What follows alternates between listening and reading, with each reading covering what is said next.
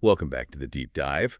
Today we're stepping into a story that's been kind of whispered about but not shouted from the rooftops like it should be. Yeah, The story of the Black Seminoles. absolutely. We're talking about generations of Black resistance, cultural fusion, and a journey for freedom that went way beyond what we usually learn in history class. What's so powerful about the Black Seminole story is it flips the script on how we usually think about Black history, Mm. especially in the early days in America. Yeah. It shows us a different path to freedom, Right. a different way of resisting oppression. Okay, let's unpack that. Sure. We're going back to the late 1600s, a time when slavery was deeply entrenched in the American colonies. Yeah. But there's this other story unfolding in Spanish Florida. Right, and here's the kicker. Spain was actually offering freedom to enslaved Africans who escaped from the British colonies. Wow. In 1693, they made it official policy. So you have this wave of people escaping from places like South Carolina and finding refuge in Florida. So Florida becomes this haven, this beacon of hope, more than a century before the Emancipation Proclamation. Yeah, But it wasn't just Black folks seeking refuge there. exactly. Right. The Seminole Indians were already living in Florida, and what's so fascinating is that these two groups escaped slaves, Yeah. and the Seminoles didn't just coexist. Right. They forged deep alliances, shared knowledge and traditions, and built a truly unique society. Now that's what I call finding common ground. Mm. It sounds like they were building something powerful, something that threatened the status quo, but I'm guessing the United States wasn't too happy about this independent Black community thriving on their doorstep, especially with Andrew Jackson on the scene. You know, Andrew Jackson, notorious for his views on Black people and Native Americans, Mm-hmm. he saw the Black Seminoles as a threat, a challenge to the expansion of U.S. power. Mm-hmm. So in 1816, he launches an attack on those settlements, Okay. and that's how the First Seminole War kicks off. So this war wasn't just about land. It was about control, about crushing this thriving community that dared to exist outside the boundaries of slavery. Yeah. What were the stakes for the Black Seminoles and their Seminole allies? For them, it was about defending their freedom, their way of life, and their right to exist as a self-governing community. They had built something special in Florida, Right. and they weren't going to let it be destroyed without a fight. And they didn't. They put up fierce resistance, didn't they? I read about the Battle of Sewanee in 1818, where the Black Seminoles, who the U.S. military called Black Warriors, fought alongside the Seminole Red Sticks, who were traditionalist warriors, resisting assimilation. Right. They held their ground against U.S. forces, upholding their commitment to defend the Florida border, just like they'd promised the Spanish. They proved themselves to be incredibly skilled and strategic. Right. Holding off a much larger and better equipped force, the Black Seminoles weren't just fighting for survival, Right. they were shaping the course of the war. Their military prowess definitely made an impact, even though they were eventually forced to retreat. That victory at Sewanee showed what they were capable of. So how did this first Seminole War actually end, and what did it mean for the Black Seminoles? Well, in 1819, Spain caves to U.S. pressure and cedes Florida to them. Oh, wow. That was a huge blow to the Black Seminoles and the Seminoles because they lost the protection they had under Spain. Yeah. It forced them to retreat deeper into Florida, further into the Everglades to try and hold on to their autonomy. Imagine the weight of that moment. The one place that had offered them a chance at freedom was gone, and the U.S. was closing in this. This feels like a turning point, a moment of incredible danger and uncertainty. It is. What happens next? You're right. It's a pivotal moment, and it sets the stage for the Second Seminole War, which is even more crucial to understanding the fight for freedom led by the Black Seminoles. Okay. This war was a game changer, the largest slave uprising in U.S. history, and it had a profound impact on the nation. Okay, now we're talking about a major turning point in American history. We're not just talking about skirmishes anymore. This is a full-blown war, right? And if I remember correctly, this one got really expensive for the U.S. government. It was the longest and most expensive of all the Indian wars for the U.S., lasting from 1835 to 1842. Wow. What makes it even more significant is that over 300 enslaved people joined forces with the Black Seminoles, demonstrating the collective yearning for liberation that fueled this resistance. Yeah. It wasn't just about pushing back against encroaching settlers. It was a fight for Black freedom on a massive scale. That's an incredible testament to the power of shared struggle and the unwavering pursuit of liberty. They risked everything to join this fight for freedom. Who were some of the figures leading this resistance? On the Seminole side, you have Osceola, a legendary warrior and brilliant strategist. And for the Black Seminoles, you have John Horse, also known as Abraham, a leader who was equally skilled in military tactics and diplomacy. Right. He was a powerful symbol of Black resistance and emerges as a pivotal figure in this war. John Horse, what a name. Just the name itself sounds powerful. To lead a rebellion of that magnitude against the U.S. Army, you've got to have an incredible amount of courage and strategic thinking. Absolutely. What was his impact on the war? John Horse and the Black Seminoles were relentless. They fought with everything they had, and their impact on the U.S. Army was enormous. Right. The war ended up costing the U.S. government more than they had ever spent on a war before. Wow. Even more than they would spend later until the Vietnam War. Wow. Think about that. This is clearly not just a footnote in history. The Black Seminoles were a force to be reckoned with, and they made the U.S. government pay a hefty price for trying to crush them. But how did this war finally end? What happened to John Horse and the other Black Seminoles who had fought so valiantly for their freedom? Like so many stories of Black liberation, this one is marked by both triumph and heartbreak. John Horse knew they couldn't win a decisive victory against the U.S. Army. Right. So he made a calculated decision. He negotiated a surrender. Surrender. That must have been an incredibly difficult decision for someone who had dedicated his life to fighting for freedom.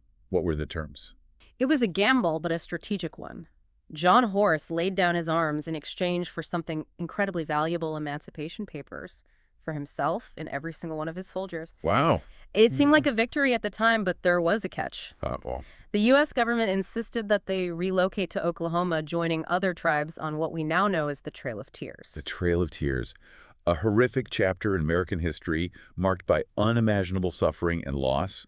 I can't even begin to imagine the heartbreak of being forced from your homeland after fighting so hard for your right to be there. It was a devastating journey filled with unimaginable hardship, but the Black Seminoles, with their unwavering resilience, endured the trek, clinging to the hope that Oklahoma would be a place where they could finally live in peace and freedom. Yeah. Unfortunately, that hope was about to be shattered. It's a tragic pattern in American history, isn't it? This cycle of broken promises, especially when it comes to Black freedom. Even after enduring the Trail of Tears, the Black Seminoles' freedom was far from secure. It's heartbreaking how often we see that pattern repeat itself. Yeah. Promises made and then broken, especially when Black lives are at stake. So what happened when they arrived in Oklahoma? Well, it was more of a legalistic betrayal. Okay.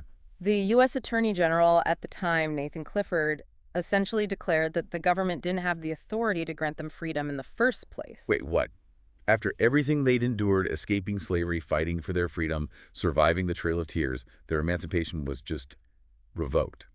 Yeah. How could the U.S. government do that? It exposed the fragility of their freedom. Right? The deep-seated racism within the U.S. government. They were basically told they were never truly free. Right. And now they face the threat of being re-enslaved. I can only imagine the feeling of utter betrayal, the sense of having nowhere to turn, but knowing the Black Seminoles, they weren't going to just sit back and accept this injustice, were they? Absolutely not. They had fought too hard, sacrificed too much. John Horse and Wildcat, another prominent leader, realized they couldn't trust the U.S. government. Right. They had to find a place where they could truly be free. This is where the story takes another incredible turn, right? Yeah. Facing the prospect of re-enslavement in the land that had promised them freedom, Yeah. they set their sights on Mexico. Mexico had abolished slavery years earlier Right. and was seen as a beacon of hope for those fleeing bondage in the United States. John Horse and Wildcat started planning a daring escape, a mass exodus to Mexico. A mass exodus to Mexico. Yeah. This is getting epic. Yeah. It must have been an incredibly dangerous journey, especially back then. We're talking hundreds of miles through unforgiving terrain, right? Remember, these were people who had survived the Trail of Tears? Right. They were skilled in survival in navigating difficult landscapes. Mm-hmm. And they were driven by an unyielding desire for freedom in 1850. They embarked on this incredible 6-month journey, Wow. facing countless perils along the way. 6 months? That's almost unimaginable walking, I presume. No horses, no wagons, just sheer determination propelling them forward, knowing that freedom was on the other side of that border. Many of them were on foot, yes. Think about the mental and physical fortitude it took to keep going day after day, mile after mile, Yeah. with families, elders, children in tow. Right. It's a testament to their collective resilience. And when they finally reached Mexico, did they find the freedom they had so desperately sought? They did. Mexico not only welcomed them with open arms, Wow. but granted them land autonomy Right. and the right to govern their own communities. Mm. They found a place where they could truly be free. It's a powerful reminder that the fight for black freedom wasn't confined to the borders of the United States. Mm. There were other places, other possibilities, other nations willing to embrace those fleeing oppression. But why was Mexico so receptive to them? I mean, it's great that they abolished slavery, but was there more to it? Well, Mexico had its own set of challenges at the time. They were dealing with raids from Apache and Comanche tribes along their northern border. And ironically, they were also worried about the United States expanding its territory further south. So the Black Seminoles, with their reputation as fierce and skilled warriors, arrived at the perfect time. They were seen as valuable allies, Right. capable of defending the very border that separated them from the nation that had betrayed them. You got it. They were granted land in the state of Coahuila in Okay. a town called Nacimiento in exchange for helping to protect the border, and they did so with their characteristic bravery and skill, quickly establishing themselves as a force to be reckoned with. Talk about a plot twist. The people who had been betrayed and cast aside by the U.S. government ended up defending another nation's border against, wait for it, the U.S. But the story doesn't end there, does it? There's another layer to this. Something about them working with the U.S. Army later on. You're right, the story takes yet another ironic turn. Okay, I'm on the edge of my seat here. What happened? Remember, after the Civil War and Emancipation, the U.S. Army created all-black regiments? Yeah. The Buffalo Soldiers to fight in the West. They were tasked with subduing Native American tribes, expanding U.S. control over those territories.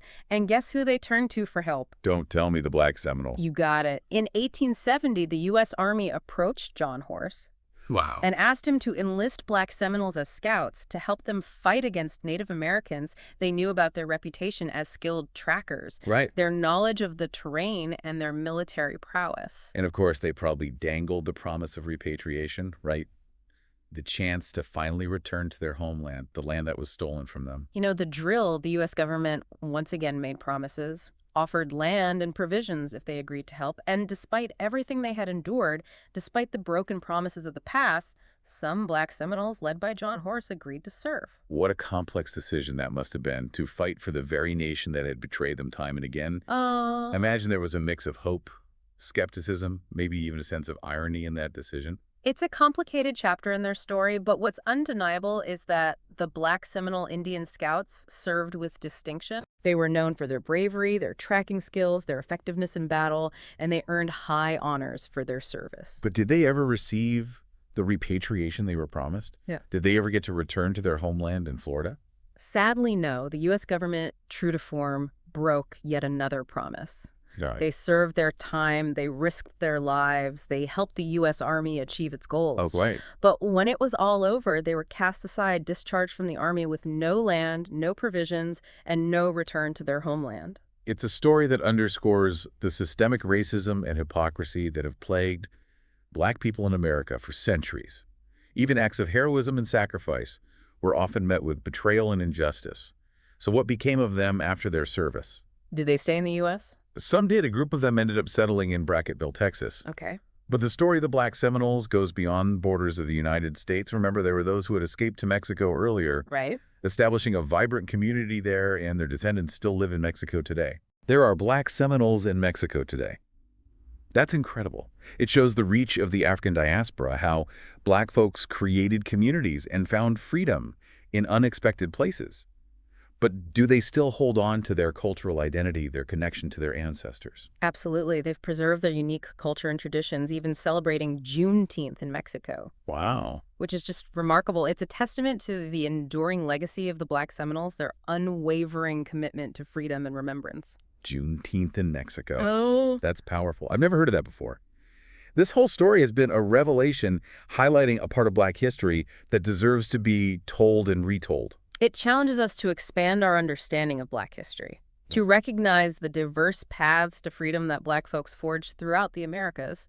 It's a story that resonates deeply with the ongoing struggle for racial justice and equality. It really makes you think, doesn't it? Mm-hmm. Their story, it isn't just about the past. It's about the present. It's a reminder that the fight for freedom and equality is far from over. What's striking to me is that even after centuries, the themes of resilience and the pursuit of liberation continue to resonate. You're absolutely right. The Black Seminoles story, it serves as a powerful call to action, reminding us that we must constantly challenge the systems that perpetuate inequality and injustice.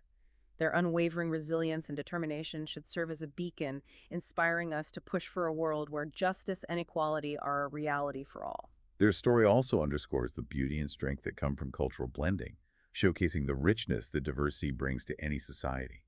The Black Seminoles, they didn't just adopt traditions, they created something entirely new and vibrant through the fusion of African and indigenous cultures. That's an essential point. It wasn't simply assimilation, but a deliberate and dynamic process of weaving together their African heritage with the traditions of their Seminole allies, resulting in a unique and powerful cultural identity. And that legacy continues to thrive today, not just in the Juneteenth celebrations in Mexico, but in the descendants of the Black Seminoles who are keeping the memory and spirit of their ancestors alive. It's incredible to think that after facing so much adversity, their cultural identity has not only survived, but flourished. Looking back at this extraordinary journey, what lessons can we learn from the Black Seminoles? What wisdom can we carry with us today? Their story is a testament to the human spirit's ability to overcome even the most daunting obstacles. They faced betrayal, broken promises, and constant threats, yet they never surrendered their hope for a better future. It's a powerful reminder that resilience is not just about enduring hardship, but about maintaining hope and continuing to strive for a better tomorrow no matter the odds. And their story reminds us that unity can be an incredible force for change. The Black Seminoles and the Seminoles recognized that their shared values and common goals outweighed their differences, and in that unity, they found the strength to resist oppression. Their story is a beacon of self-determination, reminding us that true freedom is not granted but fought for. They carved their own path, refusing to accept the limitations imposed upon them by a society that sought to dehumanize them. The Black Seminoles were pioneers, innovators, and visionaries, and their legacy should inspire us to challenge the status quo and fight for a world where everyone has the opportunity to live in freedom and dignity. The story of the Black Seminoles has been an eye-opening journey, a powerful reminder that history is full of untold stories, stories of resilience, courage, and the relentless pursuit of freedom. Their legacy deserves to be celebrated and remembered not just as a chapter in the past, but as a source of inspiration for the ongoing struggle for justice and equality. Thank you for joining us on this deep dive into the extraordinary history of the Black Seminoles. Until next time, keep exploring, keep learning, and keep diving deep.